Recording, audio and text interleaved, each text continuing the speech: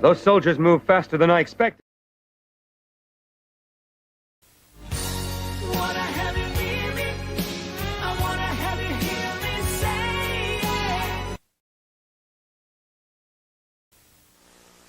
I heard Discovery Zone's got this excellent new Men in Black laser adventure. Save the Earth from the slime of the universe, and they'll make you an honorary MIB agent. There's this video wall, and birthdays are blasted, DZ. They're almost everywhere. Are you ready for the new DZ? Welcome to the Digibowl on Fox Kids with your host, Terry Bradshaw. Look at me. I get to host the first Digibowl. The first. Super Bowls, they come and go. But the Digibowl, now that's exciting stuff. But can't do it alone, so luckily I have two authentic Digi-Destins, Izzy and Kari, helping me. First, let's check in with my sideline correspondent, Kari. Maybe she can tell us what in the heck a Digibowl is.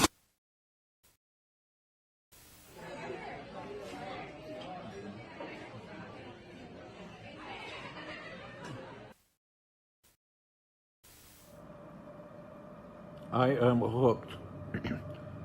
Binge watching The Mandalorian. Oh my God. Easy with that. Unbelievable. It's on Disney. Check it out for yourself. I actually think it's better than the Star Wars movies. Just great.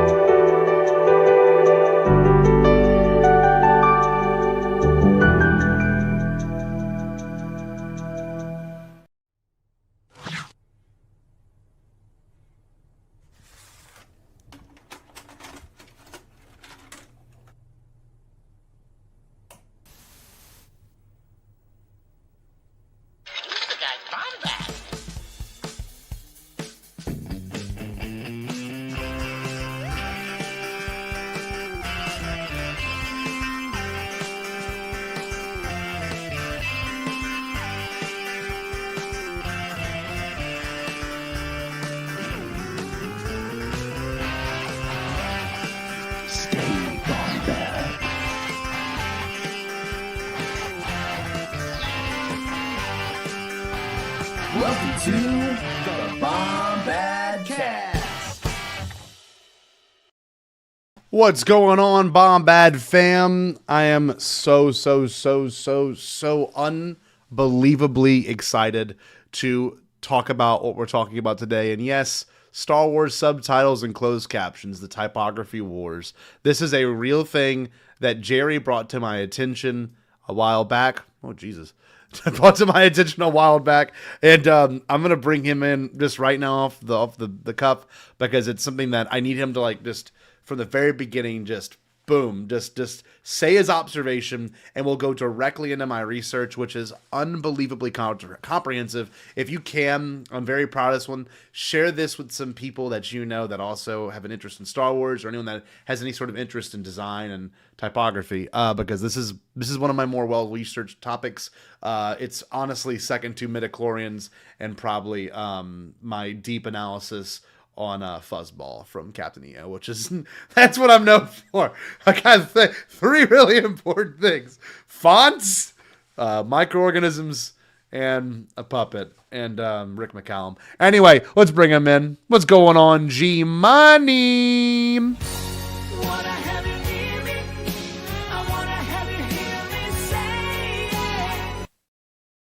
How are we doing, G? Hey, what's up, buddy? What's up? Yeah, it's good to be here. I'm gonna say, sorry, I just had a little mini freak out. I had a bug. Oh, okay, that was like a weird ass looking bug, like right on my computer. Whoa! In the snow? There's no way. Bugs don't exist. No, that's usually. why he's in here, because it's warm. But no, it's not snow. Listen, the snow's coming this weekend and stuff. But I had my sister, by the way, message me last night, like she was afraid that the day after tomorrow had happened up here. Oh my God. Are you okay? I heard that there was I heard there was a blizzard or something happening. And I was like, no, I went to Chipotle in a town 20 minutes away tonight. I'm fine. That was good. You had a luxurious experience, I'd imagine, right? That was a pretty high class moment. Yeah, it was. You know what? It was a mix up, but it's fine. It's fine. Well, so you're the one that posed this idea to me, and I gotta hear where it came from first, because I spent so much time this last week deeply compiling all this information. So, Jerry, you have the floor. Well, okay, listen, and this is always a great set of words before, and definitely it's gonna be great. Okay, so, okay, I love The Mandalorian. I think it's better than the Star Wars movies, but I got, like most of us, just stay up here. I'll talk to you. I want to talk to your face. So like a lot of us, when they were like, hey, we're releasing these on physical copy, like Blu-rays, 4Ks, whatever, I'm like, I gotta have it, because for one thing, they'd already gotten rid of Willow and all that kind of stuff, and I was like, well, I want to make sure that I have this just in case it goes away. And I get it, and I'm excited to actually watch the 4K for the first time. I True 4K too. 4K, like not streamed 4K, like 4K uncompressed on a disc. On a disc, yes. Completely as crisp as possible 4K. Okay, I'm in your mindset. No. We are of that same mindset. Trey Trunt Mitchell is also of that mindset with us and stuff. And I didn't mean to use his middle name and dox him like that. It's okay. But it'll be fine. But listen, true 4K, you don't understand. It's not the same. Your Netflix has got you. They've got you. It compresses it. Everything looks a little bit good. It's not good. It's that way sharp. better on a disc. I swear to God, there is a difference. Yes. All that to say, I put that in there. I'm so excited to see this in 4K glory. And that first opening scene starts. We're in the bar, and you've got the guy speaking Huttese about, like cutting the glands out of Ichuta, Mando. Miokala. So you got him in there, right? And like I'm so excited for this, but instead of the beautiful off-colored font that they like, off-white, like greenish almost looking font that is so Star Wars and just so like they always have like that, like it's meant to be there. It's the to me the subtitles are a part of it. It's burned in. I'm like, they're gonna be there. Gonna be there. I shelled out $60 almost bucks for this thing, and these VCR ass digital subtitles popped up. You had to remove the other subtitles to put that shit in there. That's right. And I'm like, and there's no way to change it back to it. I'm like, why did you do this? They were already there. Yeah. They were already there. They were on the screen. They're on Disney Plus. I stopped it. I haven't watched it since. I stopped it and just watched it on Disney Plus. That's how mad you are. The subtitles made that much of a difference. That's why I love you. That's why we're together, man. That's why we do this shit. Pissed, pardon me, off. It pissed me the hell off. And I don't think I'm ever going to forget Disney. What the hell are we doing here? All right, you ready? They're there. Let's do it. To me. I know you agree with me. I don't know if anyone in the comments, tell us your take. Sure, maybe not a big thing. The subtitles are a part of the film. They're part of the whole look of a film. They are styled to be. John Wick has its own way of doing subtitles. Yes. There's different ways people like different films do them in different ways, and just to rip it all away and just like, let's just put this digital shit in there. And this is another big thing too, Woodsy. Yes, I agree. I love that. Why would they change a font that is actually very easy to read? Unlike the white text, black box, cuts the frame off. It's the letter box is now like even almost feels smaller because the box is moved on top of the actual shot. So, okay. What I did tonight and what I have prepared for everyone watching live, people that are going to watch on the rewind, and when we clip this out and make it its own big, beautiful video, I want you to know that I spent a good 8 man-hours of reading, searching, compiling, and just making sure this presentation is as thorough as possible. And like I said, it is akin to my midichlorians thing, though I couldn't write a book on this. It's not that deeply analytical. However, there's a few things in here that I think are interesting of note that we will break down here. Okay, I have my presentation pulled up. For those that are watching on, I guess you could say portrait mode like this, if you want to switch to the other YouTube channel, you can, because I think it makes things easier for you visually. And we see who's on here on portrait mode. We got Anthony on there. Brian's watching in a portrait. So there's 2 streams right now for those that don't know. If you want to go and watch it vertical, you're more than welcome to. So yeah, if you're walking to your car in the middle of New York City, sure, you want to do the vertical. Yeah. Yes. But if you're right at home, come over to the horizontal. Let's go. Come on the horizontal. Put on the TV. You know, this is really going to be very informative. So what I did was I compiled all the information I could find on subtitles and captions for Star Wars across different releases, and we'll look at every kind and what's changed and what's actually kind of stay the same. And you know, most people put their sources up at the end. I want you to know from the very beginning, all of this is well documented in research. You can click on any of these links. I can put these links in the description, and it will 100% break down where I got the details from. And a lot of this, to make it easier, was copy and pasted, and I didn't feel like sourcing each thing specifically, so I just kind of compiled it here. So let's start it off. Here we go. A history of closed captions from Wikipedia. For those that don't know, closed captions and subtitles are 2 very different things. I knew they were, I just didn't know how to articulate them now. In 1972, they used a hidden digital signal that embedded into the picture, a TV picture, specifically on line 21 of the analog broadcast, and they called it closed captions, CCs. It's a process of displaying text on television, video screens, or any other visual display to provide additional or interpretive information, where the viewer is given the choice of whether the text is displayed. So you have an option here. You can choose to play it. And look, we grew up with actually broadcast television, whereas television no longer is broadcast. There are different applications now within TVs and programs that do decipher and break down the code that allows you to actually read the subtitles. And I don't know about you. Are you a subtitle person? Do you usually always have them on?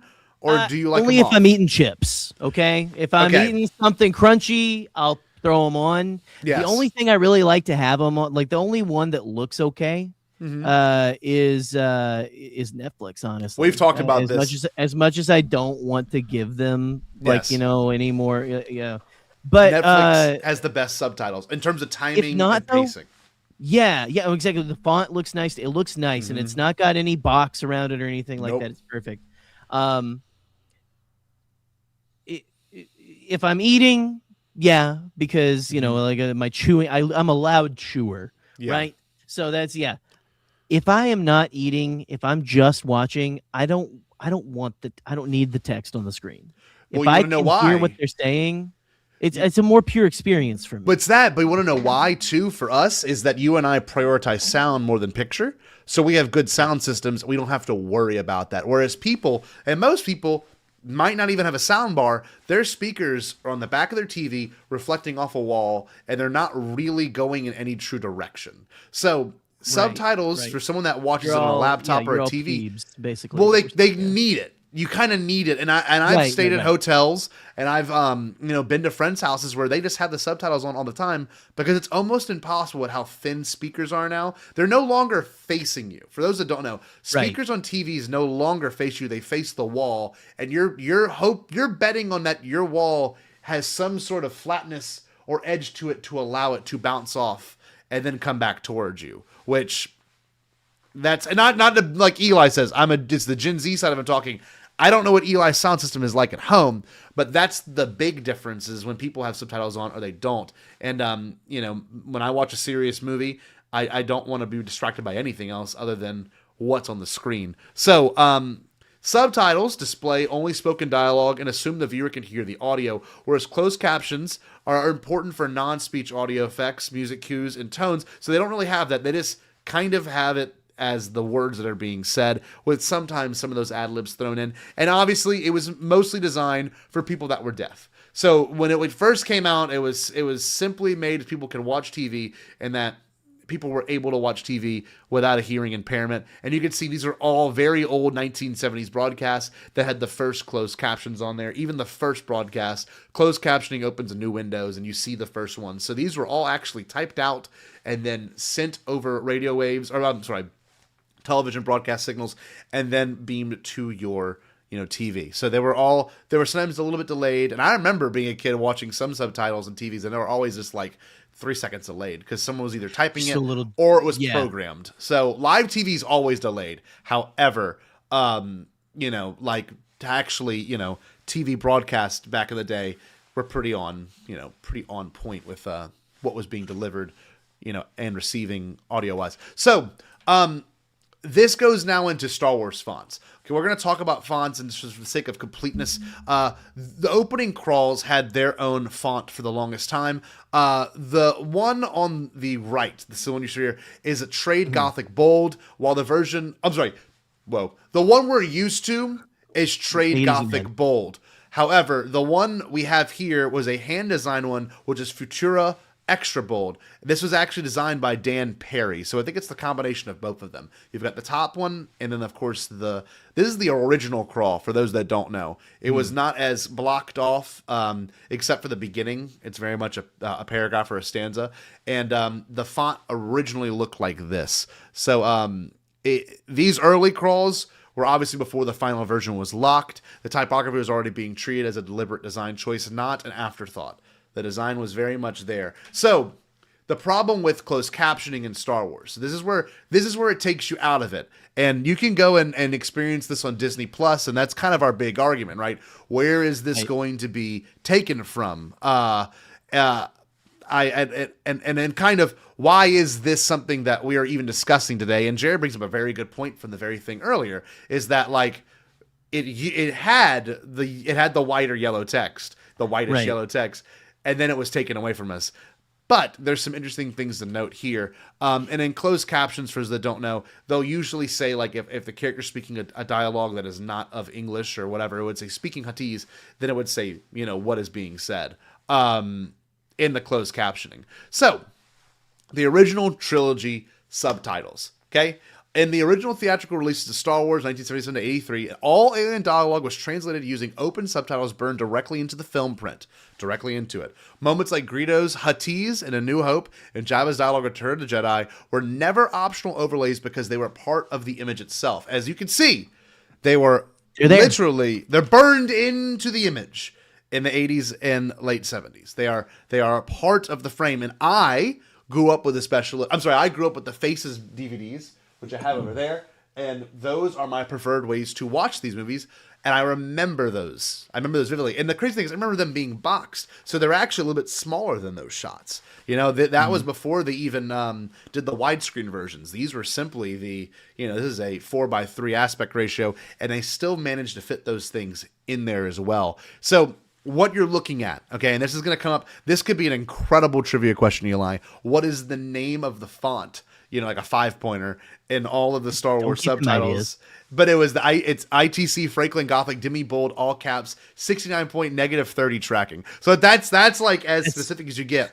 And was that Italian brain rot? A little bit. That was Charlie Trala. Like it. But so for those that don't know, if you want to get really technical, every font on this slideshow is in that font type. I made a very important design choice. As you can see, like I completely ripped off. This is all the Star Wars font. So it should look like you're actually looking at the Star Wars font. As I typed it and wrote it out. So you see that right there. However, this is where Jerry and I's argument a little bit goes down the drain. Not too much, but a little bit. Ooh, careful. Most of the homes, so there's an example of the font, just so you can see it. Like I said, it is Gothic Demi Bold, okay? All caps. This is what it looks like, right? So it would be all caps, Gothic demi-bold. So you can see it right there. There's a good example of it, right? There it It's is. very pretty, very easy to read, very spaced out. The typography is very straightforward. And we're going to watch all these scenes from different avenues of the Greedo scene and the dialogue in particular. The Jabba one right here, I've always loved the way this font looks. It's very nice to the eye. It's a little yellow. It's a little white.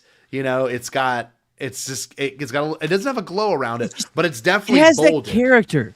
It looks like it's been sitting in a room where people have like smoked for years and then put on the screen, which sounds disgusting, but I don't know why it looks really, like you said, it's warm and inviting. It has a look. It is this look specific to Star Wars. If I couldn't, I can't zoom in on it right here. Obviously, it just wouldn't work out. But what the cool thing about it is, you look at it, everything about it, it's very thick. You know what I mean? It's there's no thin anywhere in there. It makes it easier. Right. And it's also got a very thin black outline on it. And I agree. That does give it it gives it more energy. It's not completely white. Yeah. It's white and black, and it's very thin. It's like the black is so thin that you almost wouldn't know it unless you were analyzing it. And, you know, this is the opposite. This is, you know, white on a black on white. But you can see it here with the Chewbacca one if you really take a closer look. And I'll make us full screen. I'll make this thing full screen just so you can see it. There's a little bit of that. So, yeah. So I prefer this. This is what I want. And there's some pretty cool fun facts that can also be used for your Star Wars trivia knowledge later. But this is where it gets interesting. These appeared in a yellowish bold sans serif font with a subtle black outline and drop a shadow for contrast. And it looks quickly became defining a hallmark of Star Wars translations. That was the whole point of it, right? The Greedo one right here is the one that we're most used to, the one that we all grew up watching for the most part.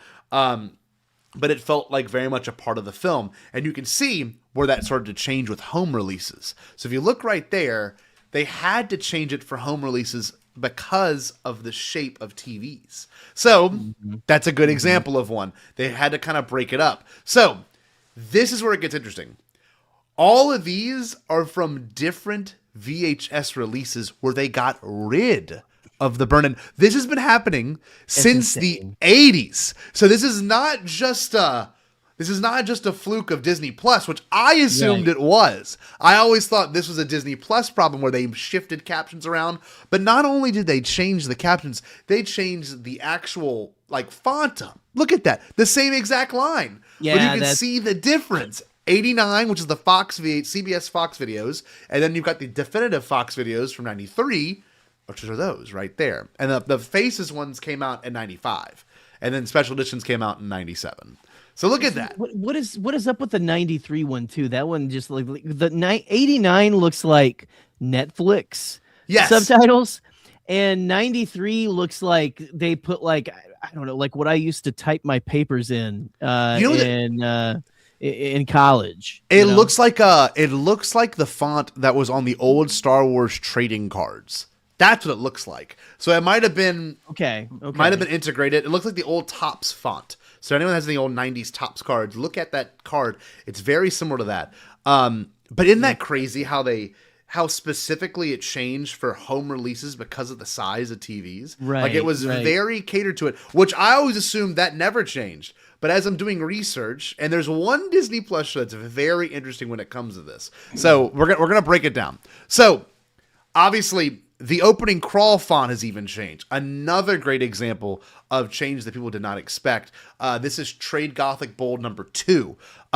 For the 1981 re-release, Lucasfilm revised the crawl entirely, resetting it in News Gothic Bold, with the episode title rendered in News Gothic Extra Condensed alien subtitles. However, it remains set in Trade Gothic Bold with a shadow preserving continuity of how translations appeared on screen. Even a long time ago in a galaxy far, far away has changed just the littlest bit. Not enough for you to notice. And from movie to movie, too, which we'll look at some examples of that. So, here is the original one at the very top from 77, untouched, no new name, and the font is just a little bit different. So whenever people get all on their high horse, like, I want to see the originally preserved version of A New Hope, like, I don't know if we'll ever get truly the originally preserved one. You'll never have that. That was it. There's changed like that year, didn't it? Yes. Like, changed Yes. with the year.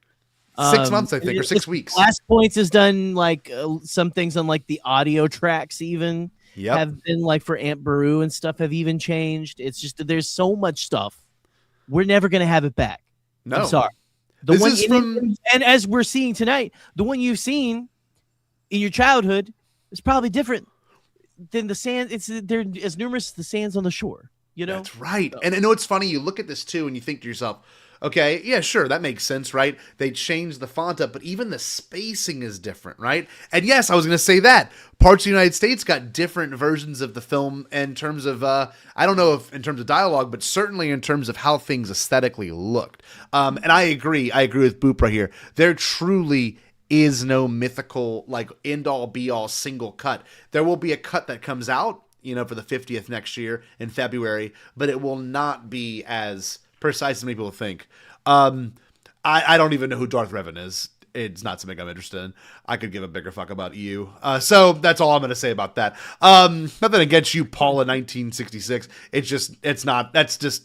It'd be cool just to have Keanu in the thing, but he could play Shadow the Hedgehog. Oh, he already did. Let's move on. All right. Oh, he did. Yeah. Honestly, yeah, he's already played that character in Shadow. So, yeah. Special edition changes. Okay. Now, this is where I love how you and I differ on special editions versus the THX box set. My boys. I got this right here, actually. This is important, too. Before DVD, home video formats didn't support toggable subtitle tracks, so alien dialogues were permanently hard-coded into the image. When Lucas released the 97 special editions, those titles were digitally recomposited as part of the restoration. Fans quickly noticed the subtle change. The special edition used slightly different sans serif fonts, often described as alternate Gothic or a close equivalent, rather than the Franklin Gothic, this is so nerdy. The difference is minor, but still all caps, yellow, white, sans serif, but letter forms and weight were not identical. Importantly, placement and timing did stay the same. Even the font shifted and the subtitles were still treated as part of the film's visual language. So let's look at those. Here we go. So this is all the font changes that have happened to the single Greedo scene, and they're only going to do one line. I've been looking forward to this for a long time. So you will see every single different font change, and of course how the scenes were cut and edited together, which we will hopefully see in February of 2027. So let's watch this together. I might turn the sound down so we don't get copyright flagged. Hold on. So look, the 77 one right there. Okay, so we can see the who shot first. I gotta have the last one on though. Okay, so you can see it didn't change that much between 77 and 97. They did a good job. Drastic change here. 04. And this is the first DVD, right? This is when the DVDs first came out. Yes. This is not closed captions. This is the subtitle overhaul. Mind you, this is not a closed caption setting turned on. George. This is George.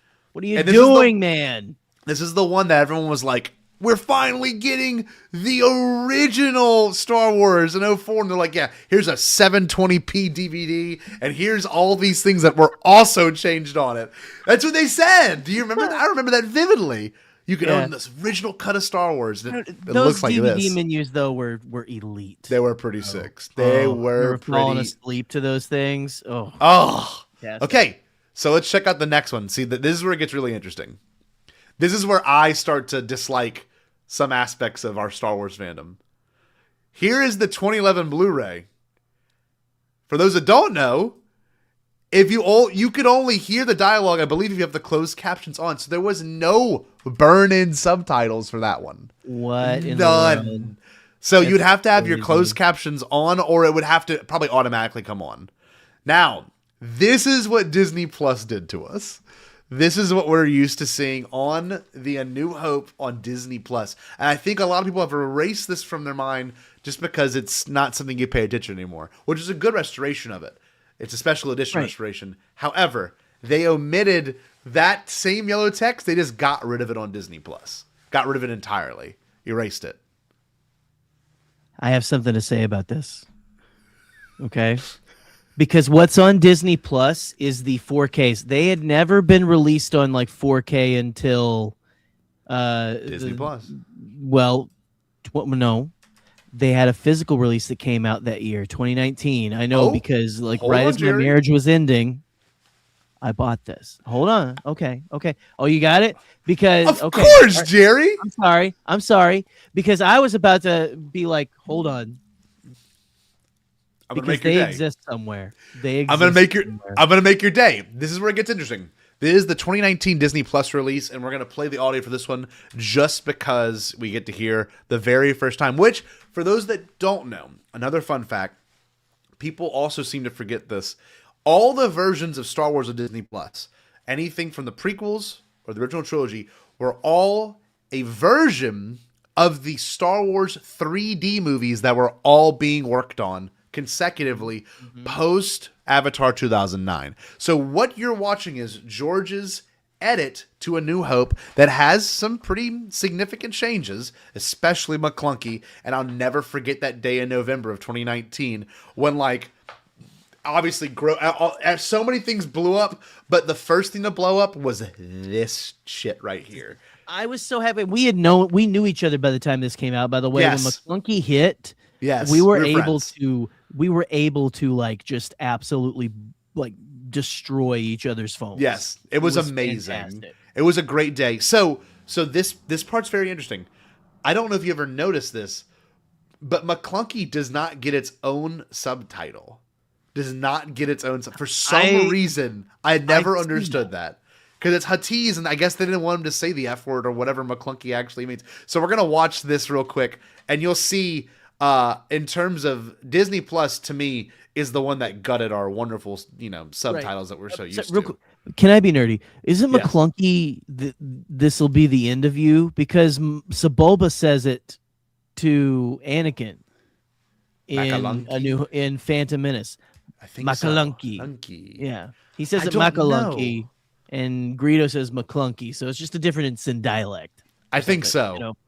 So here we go. Yes, I bet you have. McClunky. No dialogue. It's so funny to me. What a McClunky. And it's dead. Yeah, no. So this leads me to my next point, which Jerry brought up. Disney's 4K remasters. You literally brought this into existence. This is where the clear divide emerges between streaming and physical media. The Disney Plus version uses a textless video master with no burned-in subtitles. However, on the 4K box set, this is the one I have. The 4K box set, Jerry, has all of them burned in. So, yes, they do. And the church said amen. So let's talk about this. Why? Why do you think that's the case? And I had a deep realization, and I was texting you and our friends about it. Why would they not have it on Disney Plus, but have it on this physical media? And we'll get to that at the very end. However, the clear takeaway, I put this at the very bottom, the clear takeaway is that physical media preserves authorial intent while streaming produces platform-wide caption uniformity. Disney Plus is only worried about the captions looking the same across their Marvel projects, across other Star Wars projects, of anything, right? Enjoy your corporate slop. Yes. So it's the bold serif sans serif text with no background. It is all the way it. That is it, right? And so this is the only box set in existence where you, in theory, could get the most definitive cut of the movie you like. Now, I didn't test this. I want to get on our Bombadcast shared Movies Anywhere account to see if it's on the streaming versions of these movies. I don't know. Or the digital versions, right? Yes, I don't know. I haven't looked yet. I might go do that after this. I was one thing I didn't add to this data. But this is so interesting. So episodes 1 through 6 all have the burn-in thing. Whereas Revenge of the Sith has no dialogue at all that is burned in. I think maybe except for the Utapaulians, and that's it for that one exchange of dialogue between them, I think. Maybe not. I don't even remember. But if I'm not mistaken, there is no Huttese in Empire, right? There's no alien dialogue in Empire, not to my knowledge. I don't think so. No, yeah, you're right. I don't think there is anything. What movie do you think has the most alien dialogue? And that's going to get really interesting in a second. That requires the subtitles. I think everyone thinks their answer. I think I know everyone else's answer, but the true answer is going to surprise you. I want to say Phantom Menace, that or Return of the Jedi. Return of the Jedi is second. Phantom Menace is first. You were right. I feel like most people would go. So. Well, most people go Jabba. Oh, all the Jabba it's stuff. It's a long sequence, right? Yes, must be more there. But no, the Phantom Menace has it sprinkled all the way throughout. Attack of the Clones has only Poggle the Lesser's dialogue, if I'm not mistaken, and maybe one of Watto's lines. But that's about it. Right. Okay, so the prequels. Now this is where it gets super dense too. The prequels, subtitles versus captions. The Phantom Menace is, and for those that don't know, we're gonna have a whole episode on this one day. The cut of the Phantom Menace you see on Disney Plus is not the cut that came out on VHS in '99, and I don't care what anyone says, it's not the same. Because I remember only watching exclusively the VHS cut, getting the Blu-rays in college, and then watching the Disney Plus versions. And the Blu-rays and the Disney Plus versions are the same, but the '99 cut is nothing like the cut here, and most people don't bring that up. Nothing at all. There's not as many pod racers. Anakin doesn't do the whole reach his arm out, use the magnetic arm thing, CGI. Like that's not even in the movie. There's not the little guy selling the frogs in the stands. Nope. Chuba. No, that guy's not there. Nope. And what's crazy is when I was in the theater seeing, for the 9th time, the Phantom Menace when it came back. That was the version that was playing. They didn't even have the real original theatrical version. So what you assumed and what everyone assumed as this is the version I saw in '99, it was not. There was slight edits made, and it just goes to show about cultural zeitgeist. But the best example here of preserving, and it's so to the Phantom Menace with no changes or alterations. It has the exact original typography of the original trilogy, like. A shot, sizing, you know what I mean? Like everything, position, all that is as accurate to the original trilogy as possible. So the Phantom Menace stands as the clearest example of the prequels preserving the classic in-universe Star Wars subtitle design and maintaining the visual continuity of the OT, whereas Attack of the Clones starts to shift it. So there's a couple of small examples, and this is where it's going to kick into overdrive. The 70mm print and early digital theatrical releases of the Phantom Menace had the subtitles actually appear below the image, right? Below the image. Same with the Japanese LaserDisc version of the Phantom Menace. All the Huttese subtitles are actually below the letterbox. So it's pretty cool. There are some different cuts out there of a movie that have different positions for subtitles. So it's this is next level nerdiness right here. Oh, yeah. Now, let's look at this. So DVDs. Love DVDs. We all grew up with them. We'll look at these two right here. This is the prequel trilogy box set of DVDs, all widescreen. Then you've got the complete saga on Blu-ray. So the DVDs themselves, the prequel DVDs use a player-generated forced subtitle tracks for alien dialogue instead of burned in. So any of those DVDs you watched growing up did not have the burned in dialogue. The only ones that had the burned in dialogue were, as you see right here, the VHS copy of the Phantom Menace. So the VHS copy of the Phantom Menace is arguably the most accurate version of that movie that showed up in 1999. It's so weird to say that. There is no other version out there that is completely accurate to the original cut of the movie except for the VHS version. And even then, the sizing isn't perfect because it's still, it's still on a square TV. But yeah, so the Blu-rays as well, they used forced subtitles. So they ended up having the subtitles show back up, but it's a different cut of the film. Does that make sense? Yeah. Oh, absolutely. Okay. Yeah. Okay, guys. As long as everyone's following along. Okay, this is where the twist happens.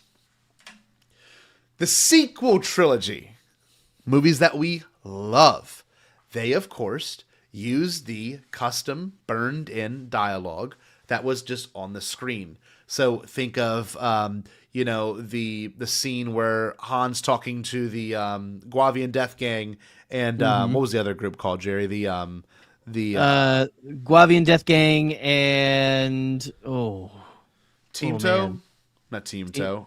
No, that's a pod racer. Balatik. Balatik. Good to see you. That had the classic Star Wars burned-in subtitles, okay? Conjure Club. Had that. I Conjure never Club. made a deal with Conjure Club. The Force Awakens, Rogue One, and Solo, the only 3 that had alien dialogue, have all of that burned-in subtitles in the theaters. Okay, so keep that in mind. This is so interesting. I did not know this at all until I did more research. Physical releases largely preserve the theatrical subtitle look through 4 subtitle tracks that match the original font, placement, and timing. Blu-rays and UHD discs display Alien Dog in familiar, bold sans serif Star Wars style, either burned in the image or rendered as a high-quality overlay. So there's a difference between burned-in images and overlays. However, one notable exception was Solo on the 4K UHD, where some Alien subtitles defaulted to system font due to an authoring error. So that means that cut of Solo is its own cut of the movie because it's not burned into the dialogue. They had to do it in post-production or through the actual whatever player you're using, PS5, Xbox, Blu-ray player. So this is so nerdy. This really is so nerdy to me. This is where Jerry and I have our gripes. This is where our voices are definitely heard. Yes. Disney Plus obviously replaced all of the subtitles with these gross captions. Okay, alien dialogue until the Mandalorian appears standard streaming caption formats rather than the traditional Star Wars font. Okay. The translations do remain accurate, but it's the loss of that custom in-universe typography has led many viewers to feel that cinematic and immersive quality of Star Wars subtitles is diminished on streaming platforms, which I believe it is. So you said that the Disney Plus versions have the yellow text, right? Yes. Or do they not? Okay, I'm gonna look. They that do. Up. I don't remember. I was writing this based off what I was researching. Hold on. Right. So if you go and you watch that episode Mando 1, that first episode, and I mean it's in all of them. Even in any of them that have that, it is that same kind of off-white yellowish text. Okay, I'm just gonna pull it up so I can see it as an example. So another thing too is to get screenshots of this, y'all. It was very difficult because Disney Plus does not allow screenshots. I had to put it through a different screen, and yeah. So okay. I'm going to show it right here. I'm just going to show it. I don't want anything to happen. But your Jerry is 100% right. There it is right there. This is more yellow than it is white. Look at them. So they are, you can see there's more of a color to them. Yes. In Mando. Yes. It's like it's Star Wars, but it's its own thing. Yes, very much so. See? There it is. So I was wrong on that information. I will go back and make an addendum right now that my information here is a little bit wrong. How dare you do this much research? I know, and fuck up one thing, right? Hold on. So that being said, a lot of these use closed captions. I don't know if it shows up. I don't think Kenobi has any alien dialogue. Skeleton Crew certainly does. But yes, this is my realization though watching this. Since a lot of these don't have it burned into the image, it's for one very important reason, and we're gonna call it inclusivity, because there are more than just English-speaking people watching this show. So to have it be accessible to everyone, you kind of had to go to the closed caption format respectfully. You know what I mean? Like you wanted to make sure that people who are watching this around the world also had access to watching this and not feel excluded by seeing different dialogue on there. One really cool thing I notice is the most classic return to it, not the little off yellow, the only show that managed to do it, which is not featured here on this screen, is The Acolyte. The Acolyte kept it as authentic as possible with its trade Gothic bold, and this is from the Star Wars Fonts Twitter page. So you can see it right there. This show was the best at making sure it was as close to the PT and OT as possible. But I heard that the people who made this show didn't really know Star Wars, though. Yeah, I heard they hated it. I heard they wanted to make it gay. Yeah. It is what it is. I love this show. I'm going to watch it tonight. It's a great show. Most people don't even question this. The animated shows, what do they have? What do you think? It's got to be close to it, I feel like. Close to what? Subtitles or closed captions? Like subtitles. Subtitles. At least in Clone Wars, it was subtitles. I feel like to maintain that continuity. It says on Disney Plus, these subtitles are either converted to standard captioning style or preserved only if they were baked into the animation. So I believe Clone Wars may be the only one. I don't even know if Rebels has anything like that. But obviously, when you think about it, right? Animation is a little bit easier to dub, and of course a little bit easier to mess around with in terms of wording and choice and stuff. So the thing is too, and I didn't bring this into my analysis, you can actually go into your Disney Plus settings on a computer and change the closed captioning font type and size. Really interesting decision. So you can get as close as possible to what one would consider the Star Wars font. You know what I mean? Like, that's why I wore the Taika shirt today, because I just thought this is the only thing I have on here that'll really kind of explain, the exact, font type and everything. So honestly, my research does kind of end right after here. So the thing I wanted to end on for everyone watching is that it's all about inclusivity, and it's a very fair thing, except for Arbush. That's still a difficult. That still takes some time. That's going to be for Alex Damon to figure out. That's enjoy English they have at Disney. Yes. Disney World. It's just I don't know. So the argument to be made, and this is where we kind of finalize our thoughts on.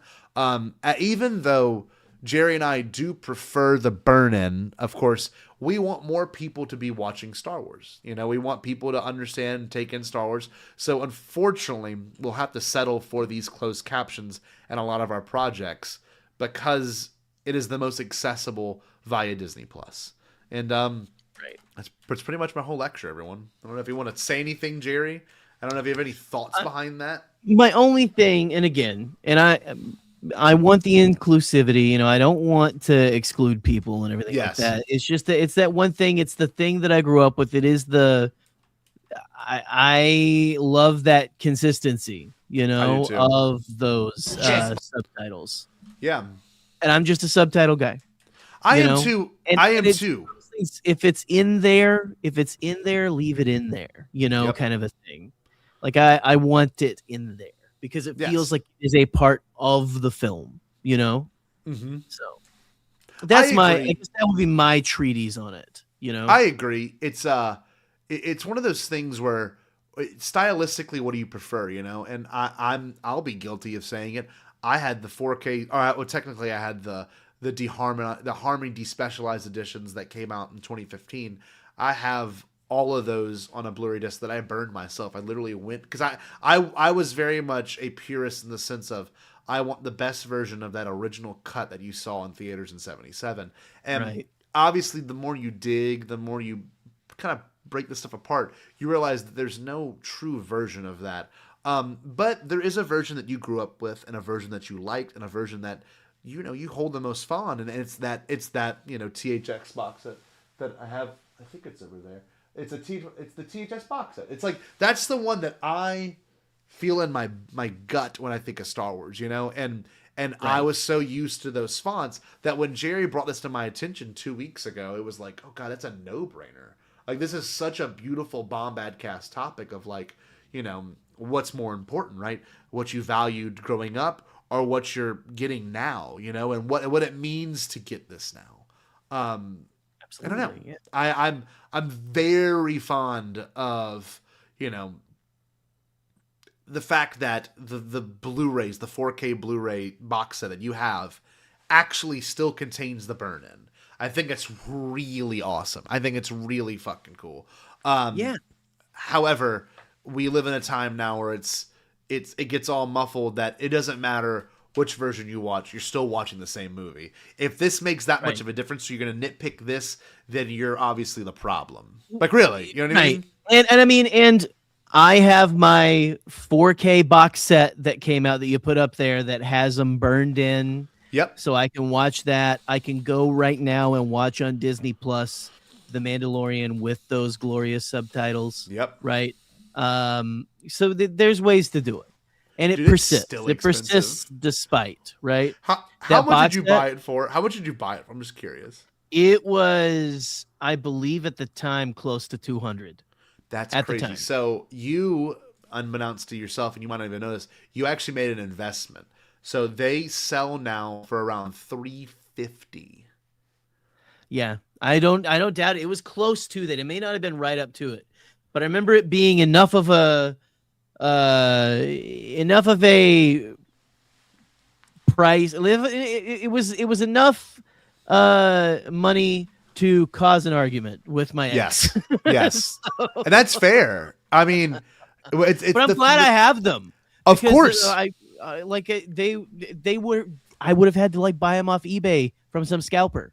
They are their own versions of a movie, which I know sounds silly. If we're going to be the fandom that nitpicks everything like everyone thinks we are, then if we're gonna do that, then what is a true Star Wars fan then? You know what I mean? Is it the one that watches it on Disney Plus? Is it the one that has the 4K box set with the burn-in subtitles? Like, are you gonna be that asshole, right? But you, obviously, as someone that I love and know, like, we're not the type to judge that aspect of someone. But if you were to wanted to win a fight, you would say, no, I'm sorry, the ones you watch on Disney Plus aren't the definitive versions of these things because of the subtitles. That's how niche. I'm gonna gatekeep that shit. Right. Yes, right. Exactly. That's how niche you can take it. Like I love when fandoms get so caught up in their own bullshit. And you know what? We can even talk about Kathleen Kennedy right now if you just want to. But like what? For a sec, yeah. For a second. But when it comes to like what you prefer watching and what is the art, it none of it really matters. It's how it makes you feel, what you take away from it, and what you put yourself into it. And if you're gonna be like, I love that 77, I remember seeing it in theaters, I'm like, you didn't see that movie. I don't care what you say. You saw it once in 77, or maybe 5 times 77, but that's not the one you remember. If I could, I would love to sit down with like my uncle or someone and be like, what was the font type? Like, since you remember it so well, what was the font type that Greedo and that Greedo has? Just tell me what is it? Gothic Bold Sands? What is it? Yeah. That's not what you're gonna pay attention to. Yeah, I don't know. This is a good question. I actually don't have a preferred font type. Times New Roman for some school stuff. Anything official is always Times New Roman. But Calvary is a one that it's like the most standard one on Google. So I usually use that one. Helvetica was one that I really. Helvetica is very nice. I like Helvetica. Jerry and I love Papyrus. That's our favorite. It's our Avatar font. Papyrus is the best. Oh, so did you see Brady was asking earlier, so does that mean that the Papyrus font isn't on Disney Plus for the Avatar movies? I'll have to check that out. That's crazy. No, that's crazy. That's part of it. You're right. I'll look it up right now. We got to go see. We got to see if it's in there, because God forbid they do that to Awa. Well, Awa forbid. Okay. Another thing too is you have to think about what streamlining on Disney Plus must be like, the ease of that, right? So not only do you have to have one copy of the movie on Disney Plus, but you have to have the 17 or 18 audio tracks of different languages on there, and then you have to have the 17 or 18 different like translated captions on there as well. So to have the lack of burned in subtitles kind of makes sense. I understand it from that perspective, like inclusivity, but let me look at that. That's a really good question. So we're going to go to Avatar 09. That was the one. That was the one that used it the most. I don't even think Way of Water. I don't think it ever used Papyrus, did it? I think it's when they talk to the whales. The whales. Oh, you're right. With the pie, I would imagine they would have kept it. So when does Natiri talk? And here we go. I found it. Yeah, it still uses papyrus. Yep, I just saw it. Hold on. Look at that. They're showing some favoritism to James Cameron, man. And that interesting. So that must have been a contractual thing that, they had to sign. Yeah. So I'll show it on screen for just a moment if I can get back to it. So I also love how Jig Sully's one word. That's always been a favorite thing of mine. Jig Sully. So look, I mean, that's the pirates. So I wonder if I change the language settings on here, if it will completely change the video file. So let's just go to Spanish. I don't think it will. I think it'll just have it. Let's see. Hold on. So will there be closed captions now in Spanish? It's okay. This is just how nerdy we get. It's fine. Look. So the closed captions are there, but are they going to double overlay it? I don't think they do. No. Oh, yes, they do. At the very top. So the font. So if you're a Spanish speaker, you have to look up at the subtitles, which is so bizarre. Okay. You see that? Okay. It is very bizarre. Speak, Jake Sully. Wow, that is really weird. So just to prove a further point, and we can go to it. We can just look at a single scene, the Greedo scene, and you can see that it's just completely, its own caption. With anime and stuff, they'll do this too. Like some animes will like translate like signs and stuff and words that are on screen with just like a little dialogue box. And I mean, it can still be inclusive with just going like, hey, this is just what this says. It's on the screen, but it's also here's what it says. Yep. Kind of a thing, Yeah, look at this. So you don't get any of the burn in here. You get just the Greedo and Han talking Spanish. It's so sad. It's so sad.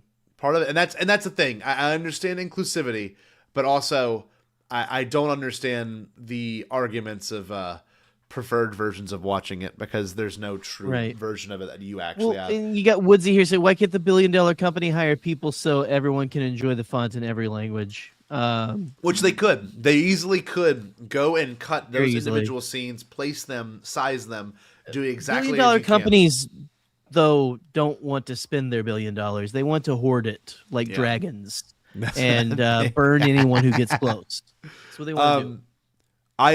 I love that we got to go over this topic, and I'm sorry that it's going over your head February 2099. It's just we're glad you're here. We're trying to do two things. First thing is make awareness that things are always in the mood of changing. George Lucas, Disney, always in motion is the future. And the second thing is nothing's pure. It's just you nothing's sacred.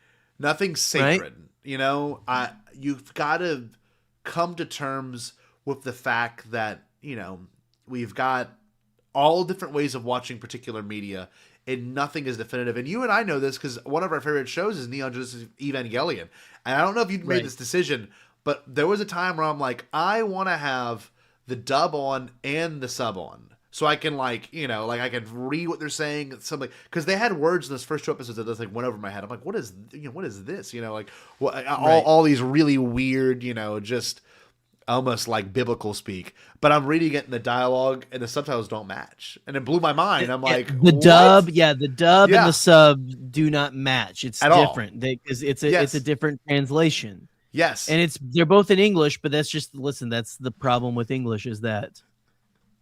Yeah. He is kind of Shinji coded. In the Ava burrito. Yeah. He is kind of Shinji coded. Like a nervous mess. The clunky father.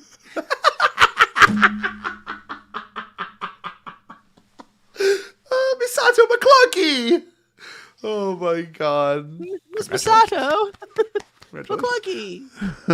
Anyway. Congratulations. Yeah. No, it's one of those things. Well, but we want to say that too. But I also want to say, listen, I feel you if you get annoyed that the subtitles are weird. Yeah, it goes from subtitles to closed caption, and I get you, I feel you, and I'm with you, and we hear you We hear you. We hear your complaints. But yeah, this again, like you said, so beautifully. This, do you want to have the story forever, or do you want it to be like the exact way you remember like the beginning? Because you can't have the first moment of watching something ever again. I think that's what a lot of people are chasing with a lot of this, right? It's like your first high or whatever, your first time getting drunk. Like, right. It's like you have a romanticized version of what you thought to experience your first time having sex. All of that, like your brain goes to this like, it was so romantic and it was this like beautiful thing. It's like a paradigm moment in your life and your whole entire thing. But it's just a new experience. It's a new experience, and it's always going to feel the best at the beginning the first time of that process. The first time is always going to be the best, and then it's just your brain's used to it then, and it's there, and it just exists in the ether with you. Like, so that's I have a very weird version of this where I remember, like, of course, everyone has honey their entire life. Like, you have, where honey is just in your food or whatever. I never ate a honeycomb until I was in high school. And I, like, ate a honeycomb, and it felt like a different part of my brain was unlocked in that moment. I was like, I didn't know anything could taste this sweet and not be, like, sugary and be, like, it was syrupy, but not, like, that is very similar to, like, maybe watching a Star Wars for the first time in the sense of it being a very authentic, real, personalized experience. And I love Noah. I love you, Noah. I hope you've watched on the rewind. I don't know how if you've been watching the whole time, but we got Brian Fry texting us, and he says Disney used to have a localization person for this very reason, but they were unfortunately let go. I'm sorry, Lucasfilm had a localization person, but Disney unfortunately let them go. I'm not going to say any names, just for the sake of respect to this person. Just know that they are pretty high up in terms of accolades. So, going to keep that between me, Brian, and Jerry here. But that being said, I look at Boop made. Are you kidding me? This is going to make you bust a gut.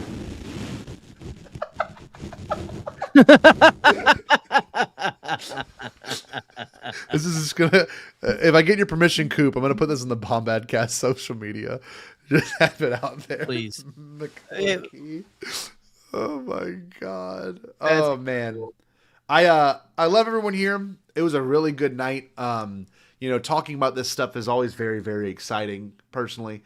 Because we as the Bombadcast pride ourselves on talking niche topics that most people don't go into. Anthony with his Marvel Up obsession, we have that. We've done that. We've been down that train, and we know we could have easily done a click show tonight. We could have changed everything tonight just to talk about Kathleen Kennedy, and we're not going to do that. It's not who we are. There's something to be said about being in this space, and we don't want to be a part of the same cycle that regurgitates. And of course, we're going to review The Mandalorian. We're going to do all that. We're going to probably do a Mandalorian build-up in like March, just talking about the first and second and third season and Book of Boba Fett leading into what we have. And we never actually did a full review of Mandalorian season 1 or 2. We did our own things throughout that. So and it would be a good rewatch for everyone here collectively. However, next week's episode, thank God for Eli.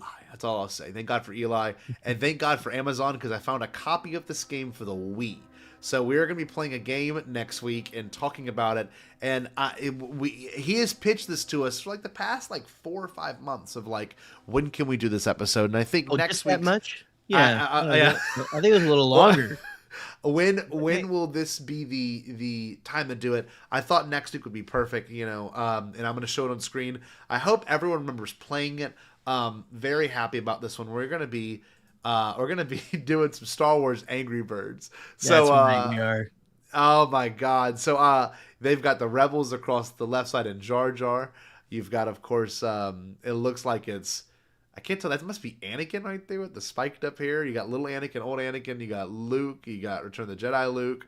You've got A New Hope Luke, and you've got Return of the Jedi black suit Luke and Yoda. Like I remember playing these games so much on my iPhone 3GS and my iPhone 4. Did you ever play Angry Birds? Oh, so I played Angry Birds when Angry Birds Star Wars came out. I was obsessed, right? Yeah, and then Angry Birds Star Wars 2, forget about it, right? Yeah. When we bring the prequels into this stuff, I mean, come on. Yeah. No, I was on it all the time. I was on it too much, right? Yeah. Yeah. And Eli says he still has it programmed, I think, to one of his devices. So I did some research. I found a version for the Wii on Amazon that I ordered, and I'm going to play the Wii version of it on my old TV, and we'll talk as we go through the gameplay and what it means to Eli and kind of the start of some people's fandoms. I know Eli has actually deeply expressed that was kind of the dawn. Yeah, he said Angry Birds 2 is what got me into Star Wars, which is fair. For those that don't know, awesome. Angry Birds, I think for a certain time held the record as like the most downloaded game ever. Let me look that up. Hold on. Angry Birds. I don't doubt it. I mean, that is it's still one of those, and I think now it's like an exclusive for some things. Like I think at least on iPhone you have to like actually subscribe to their game subscription or something to play it. This is what it says. You ready? This is the Google AI overview. Don't know how accurate this is. It crossed 1 billion downloads. The first game to cross 1 billion downloads. It's an insane number. Across all versions of iOS by May 2012 as the first for mobile game franchise. Is the first one ever. Games Book Royal Care specific high scores. Okay, let me see. I don't know. Of course, there was the movie. They had the theme park apparently that opened up. Had a theme park open up inspired by. So it's like it was very much a really big hype. And I remember being like in high school, like at dinner with my family, and like it was like the big family dinner. Everyone's talking. No one's really it's not really in.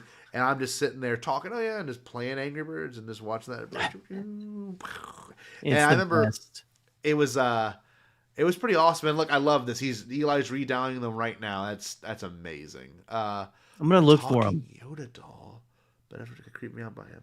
Okay, all right. I have. God, where's it at? I have a Darth Vader Angry Bird plushie. Let's see if I can find it. I thought it was more accessible. You got it? I don't think it is. No, I think it's. I think it might be tucked away somewhere. Oh, Noah asking why we didn't get Star Wars Flappy Bird. I'm not entirely sure. Not entirely sure. That was that ever a thing? No, he's saying why didn't we get a version of Flappy Bird like that? I don't know. Flappy Bird had its moment, right? Yeah, it's had a day in the sun. I wish I could. I thought I had it a little more accessible, but I don't. It appears I do not. That's okay. But I had the Vader plushie. I don't know. I remember it was a gift or I found it somewhere. Maybe I had like a Goodwill or something. But man, it's that's gonna be a fun discussion. I can't wait for that. It's gonna be an absolute blast with Eli talking about that stuff, man. It's we're excited for that. Personally, I think it's gonna be a fun time to be able to. It's gonna be a good time. I'm excited. Yeah. We love Angry Birds. We do, and look forward to that. That's next Thursday. We'll be breaking that down and analyzing that and what it means to a lot of people. But this week we looked at the closed captions versus subtitles discussion here, and we can't thank all of y'all enough for being here. And we're happy to deliver the news that you've never seen an authentic cut of your favorite movie. So right, yeah, you're welcome. And that's your fault. You're welcome. That's how you decide to watch it. That is not up to anyone else. You just gotta dig, man. You just gotta look, and the most authentic version of the subtitles of a Star Wars are on that 4K box set that Jerry has, right. And probably is. You know what's crazy? It is not a joke. I have these theories of like, am I the only one to ever have done this, quote unquote? There was one night where Eric Com and I watched the J.J. Abrams commentary at like 2 a.m, and I'm like, we must be the only people, at least in Louisiana, doing this exact thing right now. But I'm willing to think it was probably more than just Louisiana, But I'm willing to bet you are the only person in all of Holland that has this box set. I'm willing to bet that. You willing to bet that? Because I don't know. I bought it at the Best Buy here, and it sold out really quick. Damn. Okay, maybe I'm wrong. So I'm willing to bet. There are nerds here. I'm willing to bet we're the only ones that know those are the most pure versions of the subtitle versions of Star Wars. That honestly, and they listen. So one thing, and again, it's the same color scheme and everything, and it came out right before. It came out right before the Disney Plus versions. That's right, or around the same time, and it is the same color scheme. It's the same warm. They went back to like it looks more like the VHSs. It's a little more. The colors are more warm. Yeah, and everything. Well, that wouldn't be correct. Only because The Rise of Skywalker is included in that box set. So it would have had to have been March of 2020, right? Yeah. Okay. Well, I don't know if we used it at the same time, but it would have had to. It was around. It was around the same time. But it would have had to have been, because Disney Plus launched in November of 19, and Tross didn't come out. Technically, Tross came out on digital first because of COVID. And it was a different cut of Tross because of the color of the blues, which I think that would be a great Bombad discussion. Oh my God. Absolutely. Which version do you prefer? Oh, you're probably right. But you see what I'm saying? And I know that was towards the end of everything. You know what I mean? Right. I don't know why in my head it just feels like we had that. I had that. Same time. And then they were on Disney Plus. Yeah. But I'm with you. Yeah. Okay. Good talk. I love you, man. I love you too. I'm glad we had a lot of everybody out there too. Yeah. Thank you so much. We had Crystal Kyber popped in for a second. It's good to see you. We're about to hop off of here, but it's good to see you. Yeah, I agree. I do love all of y'all. This is a very fun discussion and analyzation of something that I did not know was as deep as it was. So a deep so the one thing I will say is if you watch those 1989 and 1993 VHS, you got the worst versions of it. Even though I don't like the Disney Plus like shitty boxes and captions, I know I don't like it. You still didn't get the worst versions that you may have thought you got. Those other ones are not good. But anyway, y'all, thank you so much for joining this evening. My name is Sky Joe. That's Jerry Cable. And look forward to next week's Angry Birds discussions. And Jerry, if you don't mind, I'm going to do the honors. As always, stay Bombad! Did you say impossible? Pasquale? Only kidding, Chucky. I've changed my tune because I finally thought of a possible dream that we can all share. What is it? Pasquale? It's a dream about a world when nobody is poor or sick or hungry. Oh, now that's a dream we can make come true. I'm gonna make a change for once in my life. It's gonna feel real good, gonna make a difference, gonna make it right. As I point up the collar on my favorite winter coat, this wind is blowing my mind. I see the kids in the street with not enough to eat. Who am I to be blind, pretending not to see their need? A sour's disregard, a broken bottle top, and a one-man soul.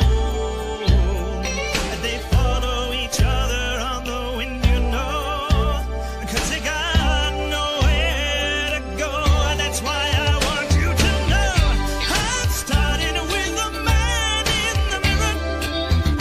I'm asking him to change his ways, and no message could have been any clearer.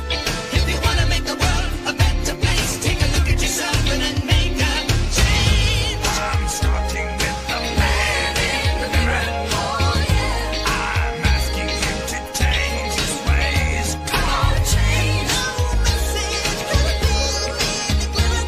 If you wanna make the world a better place, take a look at yourself and then make a change. I'm starting with the man in the mirror. Oh yeah, I'm asking him to change his ways. no message could have been any clearer. If you wanna make the world a better place, take a look at yourself and then make a change. Time for us to take a break, but we wouldn't dream of being gone for long. See you in a little bit.